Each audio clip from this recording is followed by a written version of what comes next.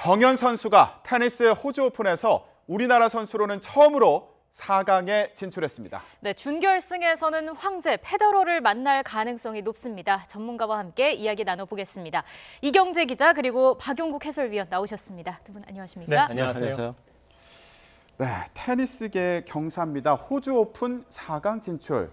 얼마나 대단한 일인가요? 많은 분들이 뭐 거리에서나 식사하러 가면 테니스 얘기를 하거든요. 그만큼 네. 대단한 성과라고 할 수가 있고요. 우리나라 국민이 대단한 게 정말 여러 가지 종목에서 세계 정상권에 한 번씩은 다 갔는데 이루지 못한 종목 가운데 하나가 대표적인 게 테니스였거든요. 네. 테니스도 이제 세계 정상권에 올랐다는 점에서 굉장히 큰 쾌거라고 볼 수가 있고요. 특히 테니스라는 종목이 동양인에게 또 우리나라 선수들에게 그렇게 유리한 종목이 아니거든요. 신체적인 것도 그렇고 어떤 역사나 전통도 그런데 이 불모지와 같은 우리나라의 척박한 현실을 극복하고 세계 정상권에 올랐다는 게 정말 대단한 성과고 또 정현 선수 정말 대단하다고 볼 수가 있고요. 정현 선수가 가끔 국내에 오면 질문을 받는데 자기 알아보는 사람 별로 없다고 얘기했는데 이제 네. 대부분 알아볼 것 같지 않습니까? 네. 굉장히 잘생겼다는 그런 얘기가 많이 나오고 있고요. 그렇습니다. 예, 이제 정말 많은 분들이 알아보게 된 것 같은데 해설가님 오늘 경기 보면서 기분 어떠셨습니까? 네, 오늘 정현 선수가 샌드그린 선수를 맞아서 무난한 그 승리를 했거든요.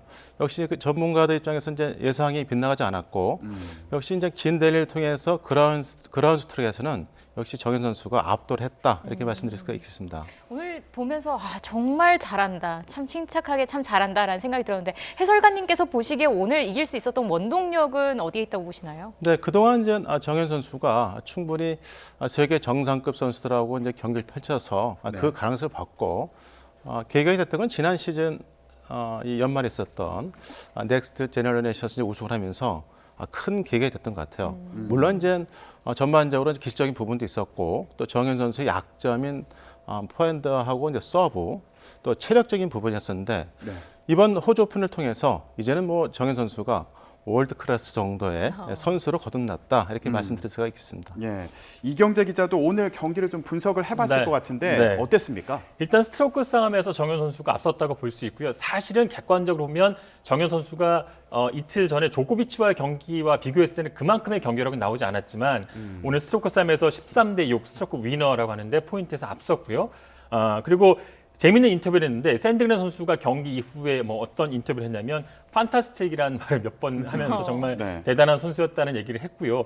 오늘 승부의 변수는 2세트였어요. 2세트에서 정현 선수가 5대 3으로 뒤지는 상황에서 5대 5를 만들고 타이브레이크까지 가면서 승리를 거뒀거든요. 네. 거기서 승부가 결정졌다고 보는데 이 샌드그린 선수가 오늘 조금 피곤했대요. 그래서 자기가 더블 폴트라고 서브를 2차례 연속 실수하는 거거든요. 네. 더블 폴트가 좀 많았는데 왜 그러냐고 물어봤더니 조금 피곤했고 네트가 쳐져 있는데 이게 한 1m 정도 되거든요. 끝에는 1m 좀 넘고 가운데 조금 1m보다 좀 낮습니다. 0.914죠. 네. 근데 이 선수가 오늘 이 네트가 3.6m, 그러니까 그 3.6m로 느껴졌다고 얘기를 했습니다. 그러니까 12피트 정도로 네트가 느껴졌다고 얘기를 했으니까 그만큼 본인이 좀 피곤했고 그 5대 3으로 앞서고 있는 상황에서 왜 더블 폴트가 나오느냐 얘기를 했을 때 자신이 첫 번째 서브를 실수하고 두 번째 서브를 좀 약하게 넣는 게 일반적인데 세게 넣다가 실수를 했거든요. 예. 정현 선수가 리턴이 워낙 좋아서 본인이 두 번째 서브도 강하게 넣을 수밖에 없었는데 그러면서 거기서 더블 폴트가 나오고 5대 5가 되면서 결국은 경기가 뒤집어진 거죠. 예. 거기서 이제 승부가 바뀌었다고 볼 수가 예. 있습니다. 해설가님은 기술적인 부분에서 볼 때 오늘 경기 어떻게 분석해 보셨나요? 두 선수들이 사실 이번 호주 오픈에서 상당히 그 돌풍을 일으키지 않았습니까? 네. 예, 그 때문에 이 상승세 두 선수한테 자신감. 다행히도 이제 정현 선수가 톱 10에 드는 선수들 또 전 세계 랭킹 이 조코비 선수를 참 꺾었다는 게 네. 그것도 3등으로 꺾었다는 게 상당히 좀 탄력을 받고 오늘은 사실 두 선수들이 약간은 이제 이 좀 멘탈적으로 심리적으로 좀 강해야 되지 않느냐. 거기에는 이제 메이저 대회 이 두 선수들이 8강 들 수 있는 경험이 없었단 말이죠. 예. 예, 그래서 체력적인 부분도 있었고 다행히 샌드그린 선수가 도미니크 티엠 선수를 맞이해서 3대2 풀세트가 있는데 오늘 사실 경기가 또 낮 경기였단 말이죠. 더웠어요. 굉장히. 상당히 더웠었죠. 네. 예, 그래서 체력적인 부분이 관건했었는데 초반에 두 선수들이 그런 긴장을 통해서 상당히 코트에서 좀 무거웠었거든요. 그렇지만 일관성 있는 플레이 또 정현 선수의 이 조코비 선수 경기를 생각하면 아직까지 좀 온몸이 좀 짜릿한데요. 정말 그 빠른 다이를 통해서 멋진 그 수비력, 예. 이 단단한 수비력, 예상을 못한 곳에서 그 멋진 그 패싱샷이 나왔단 말이에요. 예. 그래서 오늘도 기대에 져버리지 않는 그런 단단한 수비를 통해서 압도한 경기였다. 네. 그리고 이제는 뭐 기술적인 부분, 뭐 체력적인 부분 이런 것들은 이번 대회를 통해서 다 완벽하게 소화했고 보여줬기 때문에 이제는 월드 클래스의 또 세계 랭킹 10위권의 기량과 멘탈을 모두 갖췄다. 네. 이렇게 말씀드릴 수가 있겠습니다. 이 스포츠라는 게 사실 흐름이라는 게 참 중요한 것 같은데 계속해서 승리를 해왔기 때문에 자신감 있는 모습도 보여줬던 것 같고요. 네. 호주 오픈 4강 진출이 아시아 선수로는 86년 만이라고 해요. 네, 86년 만이고 일본 선수가 한 명 있었고요. 이렇게 이 오픈 대회에 프로 선수가 출전한 이후로는 사실 처음입니다. 아시아인들에게 굉장히 테니스가 어려운 종목이라고 말씀을 드렸는데요. 최근에 이제 일본의 니시코리 선수가 두각을 나타내면서 니시코리 선수는 US 오픈 같은 메이저 대회인데 거기서 결승까지 간 적은 있습니다. 하지만 호주 오픈에서는 8강에 3차례 올랐고 4강에는 한 번도 오르지 못했습니다. 정현 선수가 호주 오픈에서 우리나라뿐 아니라 어떤 아시아 역사를 새로 썼다고 볼 수가 있습니다. 예. 이번 대회 이제 4강에 진출하게 되면서 앞서서 이형택 선수가 보유하고 있었던 우리나라 테니스 기록을 모두 이제 새로 쓰게 된 상황입니다. 어떻게 보십니까? 그렇죠. 2000년도하고 이제 2007년도에 이영태 선수가 US 오픈에 16강 들지 않습니까? 네. 또 세계 최고 랭킹 이제 36위까지 기록했는데 이미 이제 이 정현 선수가 그 기록을 뛰어넘을 거라 보고 있고요. 예. 일단 오늘까지 네. 기록을 보니까 한 28, 9위 정도로 이제 네. 계산이 될 것 같고 만약에 결승까지 간다면 22 정도, 우승한다면 12 정도까지는 올라올 것으로 지금 예상이 되고 있어요. 예. 네. 자, 그러면 여기서 이형택 선수를 직접 전화로 연결해서 얘기를 좀 들어보겠습니다. 지금은 미국에서 주니어 육성 사업을 준비하고 있는데요. 만나보겠습니다. 이형택 선수, 안녕하세요. 예, 안녕하세요. 네, 오늘 정현 선수 경기 결과 소감이 어떠셨습니까? 우선은 뭐 저도 지금 이제 학생들 가리키다가 바삐 와가지고 게임을 이제 라이브로 직접 봤는데요. 네. 정말 뭐 역사적인 순간이고 정말 그 대견스럽고 정말 흥분되면서 게임을 봤습니다. 정현 선수가 전 세계적으로 열풍을 일으키고 있는 게 아닌가 싶기도 한데 미국에서는 지금 분위기가 어떻습니까? 지금 미국에서도 챌린저 대회에 사실 그 니시코리 선수가 참가를 했어요. 저희 네. 집 근처에 있는 데에서. 예, 그래서 제가 이제 니시코리 선수도 한 번 이제 만나봤는데, 뭐 정현 선수를 굉장히 좀 부러워하고, 그리고 지금 이곳에 이제 뭐 ATP 관련자들이라든지 뭐 테니스 관련자들이 많이 있는데, 그 사람들도 뭐 만날 때마다 뭐 너희 나라의 뭐 현이가 지금 뭐 굉장히 잘하고 있다, 뭐 이런 얘기들을 계속 해주고 있어서, 네. 또 한편으로서는 뭐 굉장히 지금 뿌듯합니다. 오늘 경기는 어떻게 예상을 하셨는지도 궁금한데 오늘 쉽게 이길 거라고 예상을 하셨나요? 저는 사실 좀 쉽게 이길 수 있을 거라고 생각을 했었어요. 그러니까 정현 선수가 조코비치 선수는 원래 이제 그 선수들이 부르기로 이제 머신이라고 얘기를 하거든요. 네. 스트로크가 워낙 좋다 보니까. 근데 정현 선수가 조코비치 선수를 상대로 굉장히 스트로크에서 압도적인 그런 승리를 가지고 왔거든요. 조코비치 선수가 오히려 답답한 그런 모습을 보여줬고요. 예. 그렇기 때문에 정현 선수는 안정된 플레이를 할 수가 있고 지금 뭐 샌드그렌 선수는 그래도 뭐 도미니크 팀이라는 선수를 이기고 올라왔지만 두 선수가 오클랜드에서 시합을 붙었었고요. 네. 근데 그 선수는 약간의 좀 기복이 좀 있는 그런 플레이를 좀 하는 스타일이어서 계속 제가 봤을 때는 안정적인 그런 플레이를 하는 정현이 훨씬 우세하지 않을까 이렇게 좀 생각을 했었거든요. 예. 근데 뭐 이 세트가 끝나면서 샌드그렌 선수는 좀 완전히 좀 무너진 그런 상황이었었고요. 예. 네. 이형택 선수가 아무래도 정현 선수를 또 오래 봐왔고 또 과거에 가르치기도 하지 않았습니까? 예, 그래서 오늘 이런 또 분석을 해본 게 아닌가 이런 생각이 들기도 하는데 이렇게 빨리 성장할 거라고 예상을 하셨었나요?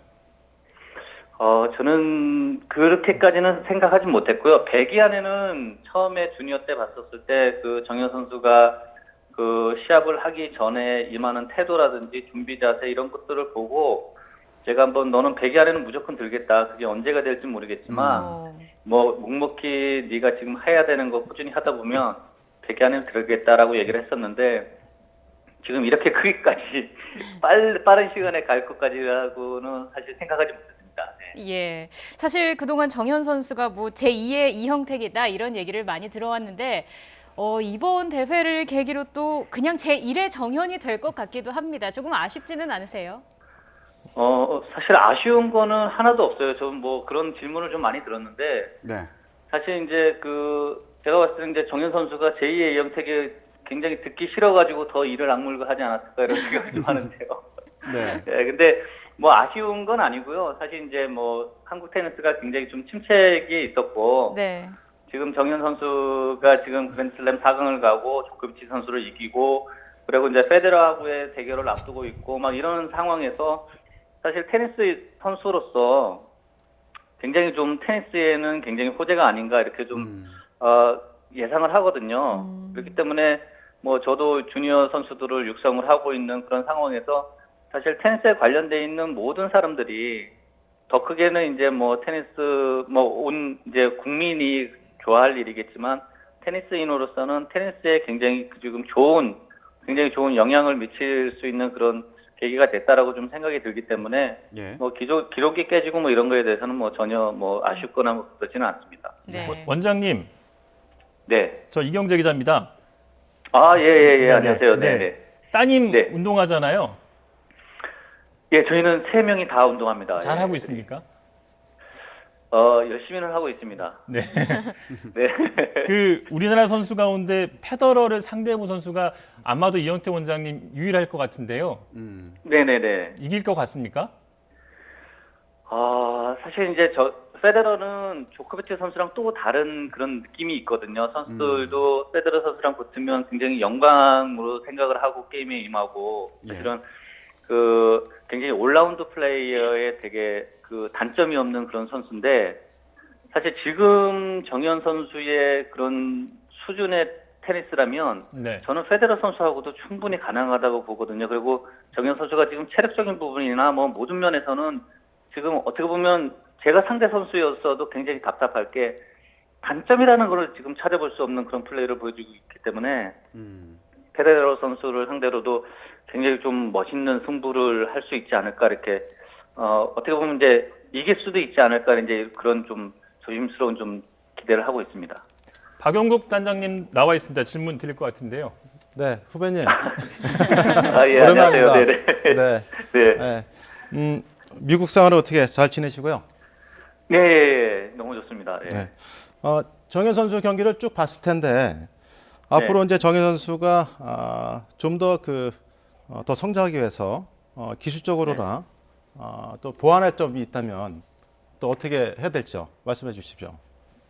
저는 지금 정현 선수의 게임을 지금 보면서 사실은 뭐 그런 백핸드는 탑5에 든다라고 그 전부터 항상 얘기를 해오고 그랬었는데 포핸드에서의 약간 문제점, 서브에서의 불안한 점 이런 것들이 좀 있었는데 이번 게임을 보면서는 전혀 그런 모습을 찾아볼 수가 없었고요.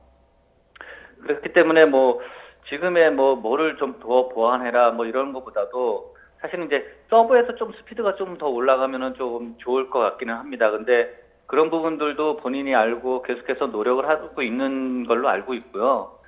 사실 뭐 멘탈 부분에 대해서는 지금 거의 뭐 정현 선수는 지금 탑 클래스에 또 올라와 있기 때문에 사실 이제 저는 조금 좀 얘기를 할 수 있는 게 좀 부상을 당하지 않는 그런 좀 몸 관리를 좀 잘할 수 있으면 더 많이 올라갈 수 있을 거라고 생각하거든요. 페데러 선수가 오래 할 수 있었던 이유는 사실 어떻게 보면 큰 부상이 없었기 때문에 그 네. 랭킹을 유지하고 계속 오래 할 수 있었기 때문에 정현 선수도 잦은 부상들 이런 것들이 좀 없잖아 있었거든요. 그래서 그런 부상들을 좀 조심하면서 계속 지금처럼 좋은 컨디션을 유지한다면 제가 봤을 때는 뭐 니시코리 선수의 세계 랭킹 4위 그 기록도 충분히 깰 수 있을 거라고 생각합니다. 네. 네, 알겠습니다.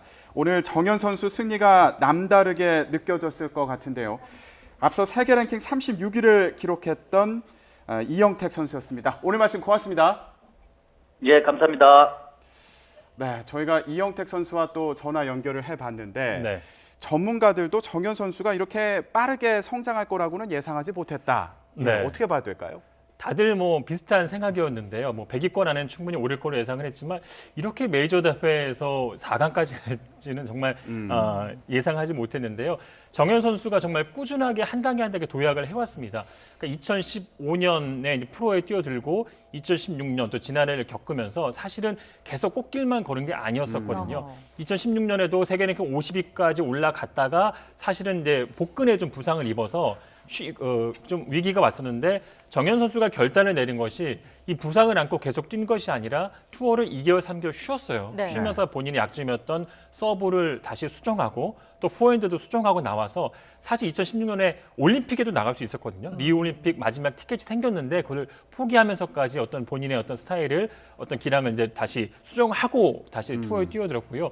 지난해도 마찬가지로 초반에 클레이 코트 시즌에서 굉장히 잘하다가 또 한 번 부상이 왔었는데 그때도 투어를 잠깐 쉬면서 다시 포핸드를 보정하고 그리고 투어에 뛰어들었습니다. 그런 한 단계 한 단계 이렇게 쌓아 올린 것이 오늘의 어떤 이런 영광으로 이어지지 않았나 싶습니다. 예, 계속해서 상승세를 타고 있는데 조금 빠른 얘기이기는 합니다만 해설가님께서 보시기에 어떻게 1위 우승도 가능하다고 보십니까?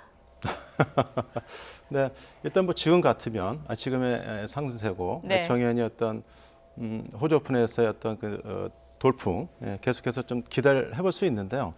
로저 페더러 선수는 정말 당대에 가장 남자 선수 중에서 위대한 선수 아니겠습니까? 네. 2004년부터 2008년까지 5년간 연속해서 세계 랭킹 1위를 기록했고 로저 페더러 선수의 나이가 이제 37인데요. 현재까지 세계 랭킹 정상의 자리에 있었던 거는 로저 페더러 선수의 정말 이 전체적인 테니스의 어떤 메커니즘, 스윙에 대해서는요, 진짜 흠잡을 데가 없거든요. 네. 또 자기 관리가 상당히 좋은 선수고, 특히 이제 기술적으로 봤을 때는 남자 선수로서는 서브와 발리, 또 한 템포 빨리 치는 이 공격적인 테니스. 지금 로저 페더러 선수의 어떤 경기를 평가해 보자면 경기가요 다 속정성결로 끝나기 때문에 2시간 이내에 경기 넘어간 경기 하나도 없어요. 그 정도로 지금 제 3회, 제 4회 어떤 그런 전성기를 갖고 있는 로저 페더러 선수 상대를 맞아서 사실 객관적으로 봤을 때는 아무래도 좀 열세죠. 열세지만은 아까도 말씀드렸지만은 정현 선수하고 로저 페더러 선수하고의 나이 차이가 한 14살 나는데 오늘 이제 로저 페더러 선수하고 이제 토마스 베르디그 선수하고 8강전 이 경기를 펼치는데 네. 네. 저는 개인적으로 5세 때 갔으면 좋겠습니다. 그렇죠. 저는 개인적으로요. 이 경기가 조금 장기전을 가서 로저 페더러 선수의 어떤 체력을 좀 저하시킨다면 충분히 준결승에서도 뭔가 허점을 잡았을 때 우리한테 좀 행운이 올 수 있지 않겠나. 네. 그렇지만 지금 정 선수가 이제 지난 시즌까지는 서브가 강한 선수들한테 좀 상대적으로 약했거든요. 근데 금년에 미국의 존 이스너나 또 이번 대회에서 32강에서 정말 로저 페더러 선수를 2번씩이나 꺾은 알렉산더 지베르 선수 강속구 서브를 받아서 이겼단 말이죠. 그렇다면 로저 페더러 선수의 서브 동작은 상당히 서브가 올라간 다음에 바로 처리하기 때문에요. 이 코스 예측이 상당히 어려워요. 그러니까 로저 페더러 선수가 잘한 게 뭐냐면 서브에서 확률하고 이 플레이스먼트가 상당히 좋다는 거죠. 거기에 이제 정현 선수가 리턴이 얼마큼 되느냐, 또 네트로 전진해오는 로저 페더러 선수를 맞아서 얼마큼 좋은 패싱샷으로 맞대응하느냐, 여기에 키가 있을 것 같아요. 네. 네, 알겠습니다. 정현 선수 앞으로 또 어떤 소식을 전해줄지 기대해 보겠습니다. 오늘 말씀 여기까지 듣겠습니다. 고맙습니다. 고맙습니다. 감사합니다.